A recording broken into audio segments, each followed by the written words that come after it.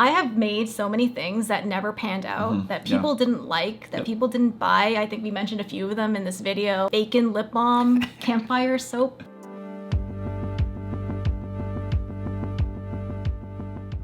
Hi guys, we are back with another video, and today's video is super special because it's our first Q&A. We thought that we would mark the subscriber milestone of 10,000 subscribers by putting the power in your hands and answering your questions about our soap business, about anything really. I threw it out there. I decided to bring Cale along with me because he is my business partner and he has a lot of great insight as well. So you'll be getting the both of us here today. I don't think we'll be able to get to all of the questions, but we wanted to take the time to answer as many as we can because I've seen these same questions pop up again and again and again in my videos, and hopefully this video will help you guys understand a little bit more about our business and the two of us. If you're new here, my name is Jerika and this is Cale, and we are the owners and creators of Quench, which is a soap and bath bomb company. And on this channel, we talk all about that business. We talk about how we make the products and how we sell the products, just basically our whole small business journey. So if that is the same journey that you're on, you want to subscribe to this channel.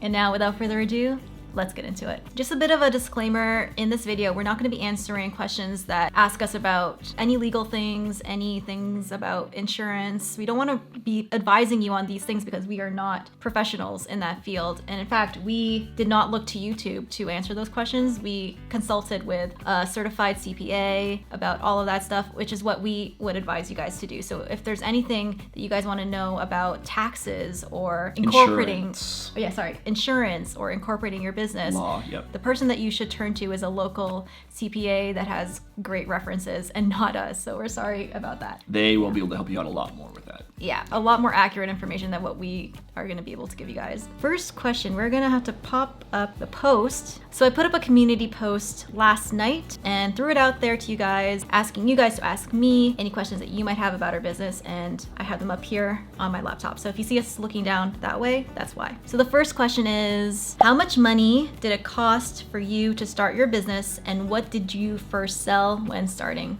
off? The first soap supplier that I ever bought anything from was Condor Soap, and I probably still have that email, so let me pull that up. You were very precise with this. I probably would have said a guesstimate. I probably would have said... No, I have to say exactly. You're right, you're right. That's how dedicated you are to it. So my very first soap order that I ever submitted was to Condor Soap, and that was on September 4th, 2017. And I spent $81.79. And in that order... Canadian.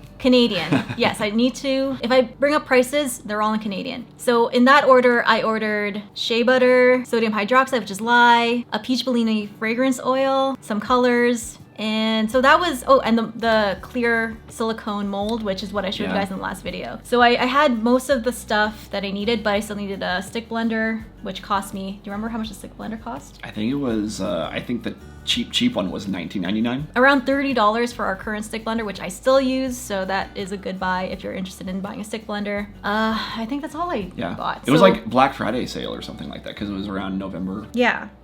So to start, and I bought some oils. So maybe a rough estimate would be about $200 was my initial investment, not in my business, but in making soap. That is really all you need to get this journey going, is buying the supplies. I mentioned Condor Soap, I mentioned Windy Point before in my other videos, and a few more sources for soap supplies in my description below if you're curious. But that is where I started, and that's how much I spent, and that's really all you need to do to just start to learn how to make it. I still remember that peach Bellini soap. Yeah, it was a good one, wasn't it? Yeah.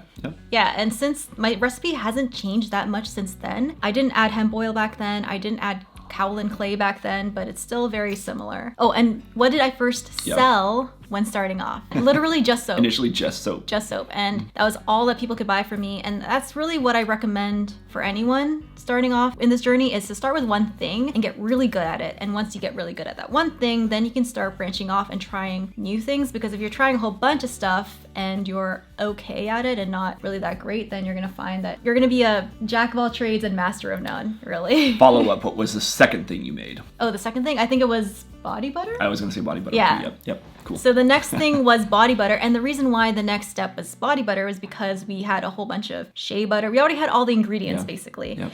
And that's really what you should be thinking about when thinking about your next product, is to not launch into something so completely different, but to branch off from what you already have. And that way you're not spending so much money on trying different things. All right, next question is, how many varieties of soap scents should a soaper provide when launching their own business? Ultimately, it's really up to you and what you want to do, but what we saw is we wanted to cover 3 main categories. First being sweet, second citrus, and third floral. Yeah, I think to start initially, you should have a soap that falls into one of those 3 categories, and to add on to that, possibly an essential oil variety as well. And if you're gonna launch into an essential oil type soap, a lavender is always highly requested. A lavender essential oil soap that's blended with something else is always popular, and I can see why it's such a great essential oil. Basically what Cale said, at least one soap that's a citrus, one soap that's a floral, one soap that is a sweet, and that could be like a sugary sweet or even like a fruity sweet, yeah. And then a possible spa essential oil, like a high-end type soap. What about campfire scent for a soap? Yeah, in the beginning you don't want to be experimenting too much, and that was one of the things that we did. We thought that the idea of a campfire soap would be so great because we love camping and Cale really likes the smell of campfire, but then we made the soap and didn't sell a single bar. The next question is, how long do I wait to pack and label my soaps? The full 4 weeks cure time or before XOXO? My ultimate rule is it has to be at least 4 weeks of curing before I pack and label them. And the reason is, even though soap is okay to use after the first couple of days, you really want to let it cure for the 4 weeks, because that's when it is the hardest and it'll be the best performing at that point. Anything before that, it'll melt away really quickly, and that's not really a great customer experience for your customers, and you want to be able to sell your best product to them. So definitely wait the 4 weeks. The next question is, how do you avoid soda ash? I'm trying to figure out the water discount, also the right temp to be able to make designs, yet avoid soda ash. So when I first started making soaps, I got soda ash like crazy. So I thought that that was just how soap was, and then I tried the water discount, and that was the only thing that completely changed how my soaps looked. It was literally like night and day. When it comes to the water discount, it's always best to just start incrementally and go lower and lower and lower the more comfortable you get with doing it, because if you reduce the water amount, your soap will trace faster. So it's always best to be careful about that. I know that my water discount that I currently use, which is a 1.5 to 1 water to light ratio, is really good for me. I find that my batter for the most part traces at a great speed for me, but it might be a little quick for you guys. Yeah, I highly recommend doing that once you become more experienced in making soap. I also find that with my current water discount, I still am able to have enough time to work with the soap. And I really think that it depends more so on the type of fragrance oils that you use, and that is what will cause your batter to thicken much faster or take a while to get to trace. I think the fragrance oil is really the main culprit when it comes to that. I think to give some advice on that would be to use fragrance oils that are known not to cause soap batter to seize very quickly. You can get an idea from that from the reviews. Some of the fragrance oils that I buy have reviews on the websites, so pay attention to those. The next question is, what supplies or tools do you advise to invest in when first starting on a very little budget? Stick blender, mixer, impulse sealer, etc. So when I first started, I didn't immediately invest into the big ticket items like our national shrink wrap system. Even our KitchenAid was down the line. We didn't get that right away. I started off very small, a hand blender to mix things. The stick blender, I bought a good one right away because you definitely need a good one to make soap right away. But when it came to the really expensive things, I only invested into those things once my business started to gain some traction, and I found that my current tools and my current equipment were big pain points. Basically, they were in the way of us either making more money or they were preventing us from being more efficient with our time. And that's really the level that you should be at when you're starting to think about buying things like the national shrink wrap system or even the bath bomb press machine that I got. These are all very expensive things. Just let your business grow over time, and if you're finding the rate that you're producing producing bath bombs or the rate that you're wrapping soaps, it's not fast enough, you're falling behind. And at that point, definitely invest in those types of things. At the very, very beginning, a good stick blender is always good to have. Measuring cups. Measuring cups, spatulas, a mold. You could really get a business going on very little investment. And that's the great thing about this You can business. even cut the soap with a knife just to begin with. Our soap cutter at the very beginning, we use a knife for the very first loaf, but then the next equipment that we bought, was a cheese slicer to cut. That's right. Yeah, it was like just a basic cheese slicer, which charcuterie board. So that was about $15. So do what you can with what you have. I would advise to never go into debt for your business or to take out loans, especially in the early stages. You do not want to do that. And to answer the last bit, top products start out with producing. A top product is definitely soap. Get good at making soap and everything else will follow. So the next question is, how do you come up with how to price your items for sale? I find out how much it costs to make just one item as a baseline. And then I multiply that by 4 to ensure I have some profit. And then I add on top of that some more to account for any overhead costs that I'm not thinking about that I can't really quantify. And then I add in my value on top of that. So definitely don't undersell yourself. It's not as easy as your cost of goods times 4 and you stop there. I would not stop there. I would think about how much value you would put into your time, and don't be afraid to price your items according to your skills, because at the end of the day, we are artisans and we should be paid accordingly for this really great skill that not many people have. So next question is, what ingredients do customers ask about the most? And I think for us, it is our hemp oil. Not a lot of people have used hemp oil products, so they just want to know what qualities that ingredient brings to our products. Yeah, they're pretty curious as to why we like to add that particular oil in all of our products, and we're always ready with an answer. We love that oil, obviously, because it has such great properties when it comes to nourishing your skin, and we love to tell people about that. A lot of times people are confused. They think that our soaps are CBD soaps, and we clarify that they are definitely not. It's a different part of the plant. It's the same plant, but different, and no, our products are not CBD whatsoever, but that's the one thing we constantly clarify all the time. And because we market ourselves as a vegan company, we avoid all animal-based ingredients like beeswax, lard, milk, all of that stuff we don't include in our products, not because we are averse to that. If you are a company that uses those ingredients, that's your company. But just for us and our brand, we just omit that kind of stuff just because it's our brand. It all depends on your branding, really. There's no right or wrong. It's all about the type of customer that you are targeting and the type of values your business has. I have seen people do great things with lard soaps. I have seen companies that do amazing stuff with beeswax-based products. I do definitely recommend honing in on that when you're starting your business, either highlighting a specific ingredient or trying to hone in on a specific type of customer, because it's much easier to sell to a specific customer than to try to sell to a whole bunch of different people. What are your top 5 soaps that people love and want to buy? I love you and so happy to be part of your community from Australia. Hi. This is a great question. I'll say my top 5 here. No, what are your top 5 soaps that people love? Oh, that people love? That Okay. you love. Well, they align pretty closely. Okay. Our bestseller by far. Yeah, what are our 5 bestsellers? Yeah, our bestseller is our Georgian Bay soap, and that's our number 1 bestseller. Yep. It's just kind of a fresh, open water smell. We live in a town off of Georgian Bay. Number 2 would be our raspberry vanilla soap, which we were talking about a little bit earlier. It's a good color combination too. It really catches your eye, but the smell also is super popular. It's raspberry vanilla. You got the sweetness of the raspberry and the warm, yummy scent of vanilla together. It's just wonderful. Okay, that's 2. What's our 3rd best? 3 is French lavender. Yeah, French lavender. Oh my gosh. People Classic. love it. Classic. Love it, yeah. The majority of people that stop by our soap stand are looking for lavender. So you definitely want a lavender soap when you're thinking about the types of soaps you want to add to your line. So number 4, I would say is orange patchouli. Orange patchouli. And this is our best-selling essential oil soap, what we were talking about a little bit earlier. Patchouli's, it's just such a distinct scent that people love it or hate it, but I would say most people love it. And yeah, the ones that love it always buy it. And then our 5th best-selling soap is our coffee cake soap, I would say. Yep. Yeah. That has some coffee grounds in it, and it's good. It's a good exfoliator for the skin. So people identify a lot with coffee. That's become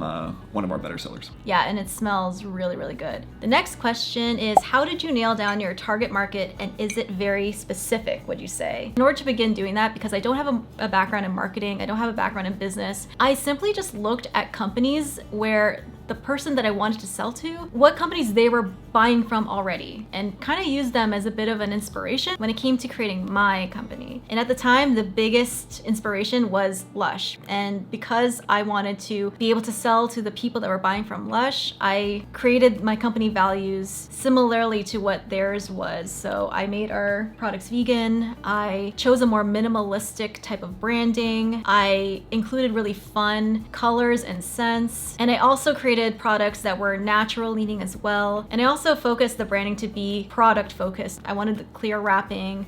I wanted people to see the colors when they came through our booth. So that was basically the whole process on how I created my brand. The next question is, I've been thinking about adding chapsticks to my business. What are the pros and cons to selling chapsticks? One of the biggest pros to selling chapsticks is the fact that it costs so little to make and you're able to sell it for a lot more. Another pro is that there are so many lip balm recipes online being given for free. So it's pretty simple to make them. And then another huge benefit is the fact that everyone uses lip balms, and that's something that has always attracted people to our table, and people just buy them like crazy from us. They're a popular product any time of year. Yeah, wintertime, it's cold, your lips get chapped. Summertime, you still need your lips wind-blown lips need lip balm, so you can sell them anytime. Yeah, I don't think there's any cons with selling lip balms because they're just such a great fun product to make. Oh, another pro is that they're so fast to make. I'm able to make a batch of lip balm super quick like that. And you can, it's fun to come up with different lip balm flavors. You can do lots of mixes. We have a root beer lip balm. One time we did a bacon lip balm. That didn't sell very well though. It didn't sell very well, but. The next question is, what do you see yourself doing in 5 years? That is a great question. I think for sure in 5 years, our goal is to have some sort of retail storefront presence in our town, I think, right? We've talked about that. Yeah. We would love that. And I know that there's a lot of overhead that comes with opening up a retail store, and there's a lot more stress, but honestly, we just love the idea of having our products available to casual street walkers, street people. That sounds so weird. We just love the idea of having street persons. having a brick and mortar store in our town. We love our town. We moved here 3 years ago, and I feel that this community is so amazing, and we already know a lot of the shopkeepers around here because they sell our stuff already. We absolutely see ourselves somewhere in a brick and mortar store on our main street in our town. Yeah, we go back and forth as to how big of a storefront we want. Do we want more of our space to be kind of manufacturing and making, or do we want more of it to be kind of sales up front? So those are almost daily discussions. Next question is, why do you give out your own personal recipes? I love it because it gives me guidance, but as a maker, I know many people do not like it at all. So the reason why I give out my recipes is because that's how I learned. I learned from amazing soap makers like Anne-Marie from Soap Queen TV, Katie Carson from Royalty Soaps. These are people that are amazingly successful and yet share everything that they know. And I feel that if you are in that mindset that everybody wins and let's build a community and not have that scarcity mindset, it really comes back to you 10 times. And now I'm not criticizing people that don't share their recipes. You're never entitled to someone's recipe 100%. Just because a soap maker doesn't want to share their recipe does not mean that they're a bad person or anything, and you should not be demanding a recipe from them if they're unwilling to share it. But for me, I have found that being open and sharing my recipes has been nothing but good for me and our company, and it hasn't decreased sales, it hasn't hurt our business in any way, and if anything, it's only grown our business, and that's why I do it. The next question is, what made you want to get into the soap business? Would you say creating soaps is a lucrative business? So the reason why I wanted to get into the soap business was because it started off as a hobby, and a lot of people that I knew, my friends and family, were super curious about it, and then they tried what I was making and they loved it, and over time I realized I had a great product that I could sell to people outside of my family and friends circle. Is it a lucrative business? At the beginning, no, it's not at all. It's not going to be for a while. It's not going to be for a long time, which is the sad news. I think it took us 3 years to start seeing real profit, where we would start to think, okay, maybe we can quit our jobs selling this. So I wouldn't say to get into it because of the money, because you're going to be quickly discouraged, and a lot of people are. When things aren't happening quickly enough for them, they give up. With us, we stuck with our 9-to-5s, and that really alleviated a lot of pressure on us to make the soap business profitable immediately. We were selling it here and there as a bit of a side hustle, and we were happy with what little money came in from it, and it just kind of grew organically from there as business picked up over the months. So in a nutshell, no, I don't think it's gonna be lucrative for anyone starting out for a long time. The next question that comes from Namibia. How do you ensure that you produce enough bars for your stock? We do inventory pretty regularly. So Every we week. Have a chart that we go down and count how many we have of each product, and then we update those on our shops. So we just look to see what the next scent of each product is going to be. Yeah. When we make it, then we add that to the inventory. We like to have a certain number of bars all the time. So I think a comfortable number for us is around 20 all the time. And if we dip anywhere below that, or if we're close to that, then we will make a new batch so that we always have a rotation of soaps at the ready. Yep. When it comes to other things like bath bombs and really anything else, that's more of a make it as we go as needed, because you don't need those 4 weeks. The next question is, do you warm your soap in the oven after you make it? And if so, how long? Or do you put it in the fridge or sit it out to do its thing, and why? When it comes to putting my soap in the oven, I turn the oven on to its lowest setting. And once it gets to that lowest setting, I turn it off, and then I put my soap in there. And the reason why I do that is because I would like to force gel in the soap. And what that means is I like to heat up the soap enough so that the gel ring in the middle expands to the sides. I don't put it in the fridge because I really like when my soap goes through gel phase. I think the colors come out way more vibrant, and the soap comes out a little bit harder that way. The only exception to that is my essential oil soaps. I don't put them in the oven because I like to have the soap retain as much of its essential oil scent as possible. Working with essential oils is really tricky when it comes to soap. And sometimes with those essential oil soaps, I do get a gel ring. I don't really mind as much, but my preference is to gel the soaps when it's a fragrance oil soap. Our next question is, in order to keep within budget, I'm not able to buy soaping supplies in large bulk amounts. However, this is making the cost to make higher and lowering my profit. I feel like I will never get ahead enough to buy in bulk and make more profit. And it will definitely seem like that. I know that you will get to a point in your business where you want to bring your costs down, but in order to do that, you have to buy ingredients in huge amounts, which is an investment, a huge investment. But what you'll find is over time, it will start to level out and you will begin to make a profit. Again, that does take time. So for us, I think it was maybe 2 years into it, we started to buy things in higher and higher bulk. And that was a lot of money. I think it was the essential oils first that we started to buy in bulk. And that was a bit of a sticker shock. We were like, oh my God, this much for essential oils? But it really helps it out over time because we're not constantly buying products over and over again. And that's really when you should be buying things in bulk, is when you're finding that you're running out of stuff very quickly and you're having to order things again and again and again. That's when you should start thinking about buying things in bulk, and not when you're starting out in the beginning, I don't think. Yeah. I would also add in maybe just reevaluate what you're pricing your soap as. Make sure that you are getting as much profit from there as possible. Make sure that your product is actually making you profit is another thing to consider. So the next question is, I love your videos, yay! The fact that Cale is a part of your business and kicks butt making body butters is amazing. How did he get involved? Did he need convincing, or was he into all of this from the beginning? Good questions. Yeah. I mean, I would like say the transition, it was like we alluded to earlier, it was over time. So I just slowly started to become more and more involved in it. Initially, I liked certain aspects of the company a lot more than the others. Like I made 0 products, and I just kind of wanted to go to the events and to the markets and go around to the other vendors and socialize and talk. And so I really liked that part of it, and kind of just ingraining myself into the community. We got busier and busier. I became more of an asset to Jerika when it comes to production, when it comes to shipping, when it comes to running and procuring supplies.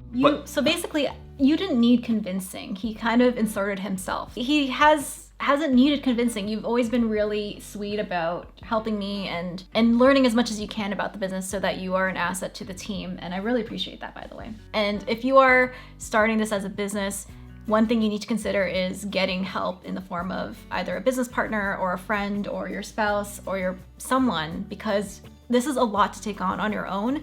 And I'm the first to admit that I can't do any of this at the scale that I do by myself. So that's one huge piece of advice, is get help, if only to even get an outsider's perspective on things, because Cale helps to give me really good perspective on what I'm doing. And when it's just you can be in a bit of a tunnel and a bubble about your business. Yeah, I would say because it's the two of us doing it, we're able to get more done. The next question is, what ingredients make for a creamy soap? Can we see how your soaps lather? Also, what are your favorite stores for getting fragrance oils? And can you tell us a few of your favorite scents? Yes. I think in my soaps, what makes our soaps creamy is the shea butter content. I use 20% of shea butter in my soaps, and I think that makes a huge difference. I also found that adding kaolin clay makes for a smoother, creamier bar. Goat milk is a great ingredient if you want very creamy bars as well. Whether or not you can see my soaps lather, yes, I will probably do a demo of them in a video in the future at some point. Am I gonna get naked for that? Just have Cale in the shower lathering him up. Stay tuned for that. I will show you guys how my soaps lather. They lather pretty good, I'd say. They're a good creamy, lathery soap. My favorite stores for getting fragrance oils, I get a lot of my fragrance oils from Windy Point Soap Supplies. I have a link to their website in the description below. And I also really love New Directions Aromatics. And the reason why I like these two is because a lot of their fragrance oils have reviews, so you can see what other people's experiences are when it comes to the fragrance oils. And that is really important when you're investing in a fragrance oil. You really want to know how they perform in soap, whether or not they make the soap seize, whether or not they last in the soap, and whether or not they're true to what the actual name of the fragrance oil is. All of that is, you want to know these things before buying them, because fragrance oils are not cheap. Those are two good sources. And what's your favorite scent? Oh, one of my favorite scents? I really love what our signature soap is scented with, which I won't say because it's our signature soap and it's the one secret I'm keeping. But outside of that, I really like New Direction Aromatics' French lavender. I think that French lavender is so beautiful. It's like really fresh. I smelled some other company's French lavender and it was sweet, and that smelled wrong to me and I hated it. But New Directions Aromatics, their French lavender is good. Their mango papaya is good. Their coffee cake is good. Their rose garden smells amazing, but rose garden also causes your soap to seize, so I'd be careful about that one. Fast.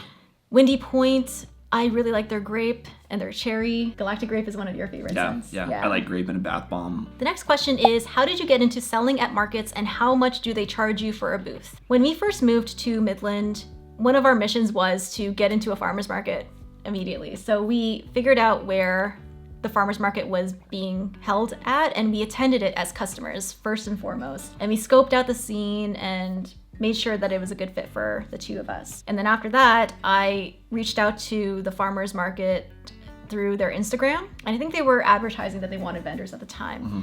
And even then, they actually didn't even respond to me. I was ignored for a bit.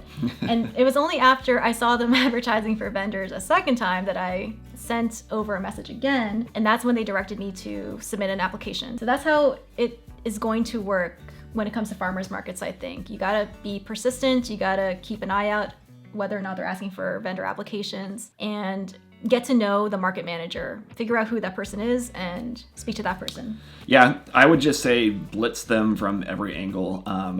Email them from an address on their website, hit up their social media. There's a phone number, call, because different people might be there might be somebody on a board that's in charge of social media that's different from the market manager, that's different from checking the emails. So just hit them at every angle and you'll get a response. Yes, yeah. Yeah. Don't take ignoring as a no. Just keep going. Yeah, until they actually tell you no. Yep. And then once you're into one, start using that kind of as leverage. Say, if you're trying to apply for another one, say, hey, I'm a vendor here, because they might have the one that you're applying to might have some vendors that do some overlap. And then the more people kind of talk about you and say, oh yeah, I know them, it's the more rapport you'll kind of have. Yeah. Yeah, that goes into also events as well. Talk to your fellow vendors even as a customer, even talk to vendors and ask them whether or not the market is accepting applications, or just get to know these people, because everyone talks and everyone knows one another and they become your friends. Yeah, exactly. They're an amazing resource for this kind of thing. And we absolutely do recommend doing farmers markets and events, because that's what launched our business, I think. 100%. And the last part of that, how much do they charge for a booth? We have paid rates between $20 to $30 for a booth. Yeah, usually it's around somewhere in that range. Sometimes if it's off season, they'll do a special for a month where it's like $10 or something like that. The next question is, what is your favorite thing about owning your own business? What is your least favorite? My favorite part of owning my business is that I am the boss. I don't have to answer to a manager. I don't have to do performance reviews, which I always hated when I worked a corporate 9-to-5. And if there is a mistake that I make, I can hold myself 100% accountable. So the fact that I have complete control over everything is wonderful for me. And I love that. I love that I have the ability to be as creative as I want to. And also I love the fact that I can sleep in as long as I want to. And then to add to that, my least favorite is all of the administrative stuff. That is just a lot. It's so much learning in just that alone. It's, you think learning how to make soap is the end of it. No, there is so much that you have to learn as a business in order to have it run effectively, legally, and make sure that you're crossing your T's and dotting your I's. So that whole part I hate. I hate it, but gotta learn it. We gotta take our medicine, right? Yep. Yeah. So what is your favorite and least favorite part? My favorite would be just, you work so hard, but it doesn't actually feel like as if you were working a regular job when you come home at the end of a long day. It's kind of a good, you're tired, but it's a really good tired. It's a really satisfying tired. It's and you really know fulfilling. that how hard you work, it's going to end up being better for the company the next day or the next week or the next month when you're looking at the numbers. Yeah. That every small little thing that you go a little bit more and a little bit further beyond for is gonna pay off. There's a direct relation between how hard you work and how much money you make. Whereas with a 9-to-5, you could be working insanely hard and that doesn't guarantee you a raise or a bonus, and you can only earn so much. There's a ceiling to all of that. But here in our own business, the harder you work, you see every bit of profit increase go into your pocket and not into the pocket of a CEO or your manager. Yep. So that is cool. And then my least favorite thing would be that, you're on call all the time. Yeah. If somebody sends a message, you want to Answer them. You want to have them to have a positive customer experience. So part of that is quick service, quick answering. So you might be in the middle of a meal or sitting down in the middle of a show or a movie, and you got to respond. You got to put life on pause and respond quickly. Especially in the beginning when you don't have a staff and you don't have helpers and it's just the two of you, or if it's just one person doing everything, that is a lot to always be on call for your business. So there's that. That's a good one. I didn't think about that. How to get the confidence for selling your products and your brand. So I am a natural introvert. I don't like talking to people. I don't have naturally a lot of confidence when it comes to anything, really. But the only thing that has helped that is practice and time and continually putting myself out there. So in terms of selling in person at markets, doing them market after market, that only gets better with time and practice and doing it again and again and again. And that's same thing goes for things like YouTube, where I'm talking to a camera. That is only something that is getting better because I'm forcing myself to do it over and over again. So that is my only advice, is if you're not a confident person, just keep putting yourself out there. Does dried lavender buds go bad even if we just sprinkle it on top of a soap and melt and pour process? I've never tried melt and pour, so I can't speak to that, but I have had lavender buds on top of a few of my soaps and they don't go bad. They might go a little brown over time, but I use so little lavender buds on top of my soap that you can't really notice. They're really dried. I could maybe see what she's talking about if they weren't dried enough, but they're dried out. Yeah, they're dried out, so I don't know if they go bad. I don't know if I understand what you mean by going bad. They go a little brown, and if you're using a lot of buds on top of your soap, that will be more noticeable than if you're just sprinkling a little bit, which is what I do. What are the most popular essential oil combinations, 2 or more oil mixtures that you sell? I would say that the most popular essential oil combo is our orange patchouli that we sell.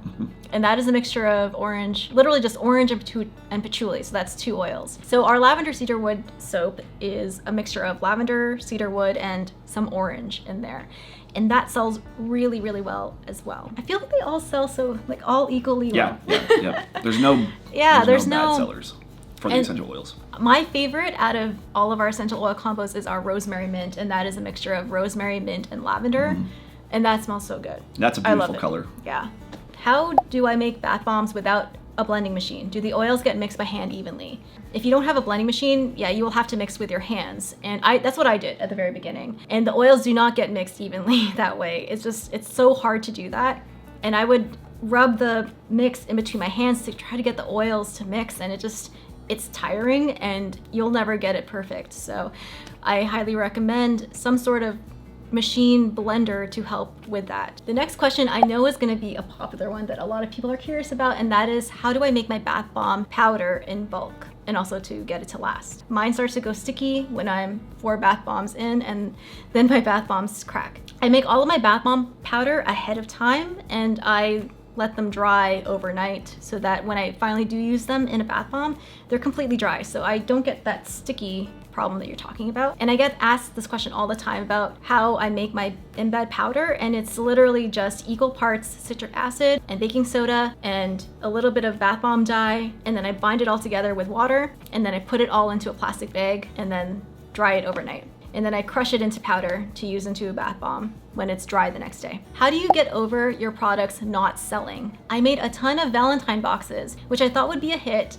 and they're not selling like I thought they would. It's discouraging, and I feel like it's a waste at this point. I have made so many things that never panned out, that people didn't like, that people didn't buy. I think we mentioned a few of them in this video. Bacon lip balm, campfire soap. We had so much extra candy cane soap after Christmas a few years back.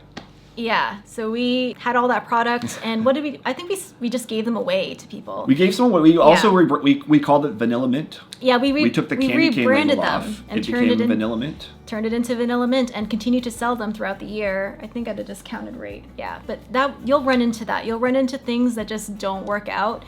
And the important thing is to not get discouraged. I know it sucks. I felt that too. It's a horrible feeling thinking that no one wants to buy from you, but you just haven't landed on the thing that people will buy. And the important thing is just keep going, and you will find that thing eventually. So that is it. Thank you guys so much for submitting your questions, and also for watching the video. If you got this far in the video, you guys are awesome. Thank you to Chance Moore for this video idea. Well, he suggested that we do a subscriber milestone type of video, and it is such a huge deal for us to hit this number of subscribers. Thank you guys so much. Hopefully this sheds a little bit of light for you and your journey. Yeah. And you're able to take a little nugget here or there to apply it to your own situation. Yeah, I think we'll do this again in the future. Let's do it. Yeah. Until then, until the next video, keep smiling, keep being amazing, and never give up. Don't be discouraged if things aren't working out. Just keep going, and we will see you in the next one. Bye, guys.